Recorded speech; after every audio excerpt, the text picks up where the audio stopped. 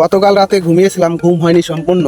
তারপরে সকালে একটু খাওয়া দাওয়া করে ঘুমিয়েছিলাম। দুপুরবেলা ঘুম থেকে উঠলাম, ও মা, দুপুরবেলা ঘুম থেকে উঠে দেখি বাইরে তো পুরো আবহাওয়াটাই চেঞ্জ হয়ে গেছে। মেঘলা আকাশ দেখে আমার খুবই ভালো লাগতেছিল। কারণ হলো আমাদের এইদিকে যেইভাবে রোদ দিতেছে, এইভাবে যদি রোদ দিতে থাকতো আরো 10-15 দিন, তাহলে মনে হয় অর্ধেক মানুষ মেরে ফেলতো এই রোদ্রেই। কিন্তু আজকে দুপুরবেলা এরকম মেঘলা আকাশ দেখে কার না ভালো লাগবে বলো। আর এই যে দেখতে পারছো আকাশটা কেমন অনেকটাই মেঘলা হয়ে আছে। আর আমার আবার আকাশ যদি মেঘলা থাকে ঘুমাতে খুব ভালো লাগে। তার আগে আমি যতই ঘুমাই না কেন, আকাশ যদি মেঘলা থাকে আমি তখন আবার ঘুমাই। আর এই ফিলটা তারাই করতে পারবে যাদের টিনের ঘর আছে, কারণ টিনের ঘরে টিপ টিপ যে আওয়াজটা করে সেই আওয়াজটা আমার খুব ভালো লাগে।